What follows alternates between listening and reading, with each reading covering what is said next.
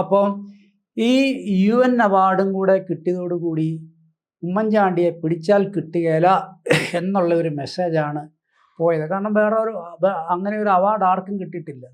അതുകൊണ്ട് CPM അതിൻ്റെ സർവ്വശക്തിയും എടുത്താണ് പിന്നീട് ഉമ്മൻചാണ്ടി സാറിനെതിരെ തിരികുകയും പോലെ സെക്രട്ടേറിയറ്റ് വിരോധം അങ്ങനെയൊക്കെയുള്ള പോലെ കണ്ണൂരിൽ വെച്ച് കല്ലെറിഞ്ഞ് നെറ്റിക്കും ചെങ്കനും ഒക്കെ പരിക്കേറ്റു.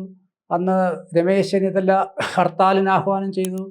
ആ പുള്ളി മുറിവേറ്റ കട്ടിലിൽ കിടന്നുകൊണ്ട് രമേശിനെ വിളിച്ച് പറഞ്ഞു, ഒരു കാരണവശാലും എൻ്റെ പേരിൽ ഒരു ഹർത്താൽ നടത്താൻ പാടില്ല, ഒരില പോലും അനങ്ങരുത് എന്ന് പറഞ്ഞു.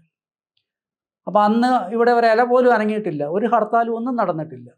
അപ്പോൾ അതിനകത്തൊക്കെ പാർട്ടിക്കകത്ത് വലിയ എതിർപ്പൊക്കെ ഉണ്ടായിരുന്നു. കാരണം ഒരു മുഖ്യമന്ത്രിയെ കല്ലെറിഞ്ഞ് വീഴ്ത്തിയിട്ട് ഒരു പ്രതിഷേധം പോലും സംഘടിപ്പിക്കുന്നില്ല എന്ന് പറഞ്ഞു കഴിഞ്ഞാൽ അത് കോൺഗ്രസിൻ്റെ ദൗർബല്യമാണെന്നൊക്കെ വലിയ തോതിലുള്ള ഒരു സംസാരമൊക്കെ അന്നുണ്ടായി. എന്തായാലും അന്ന് ഇങ്ങനെയൊന്നും നടന്നില്ല.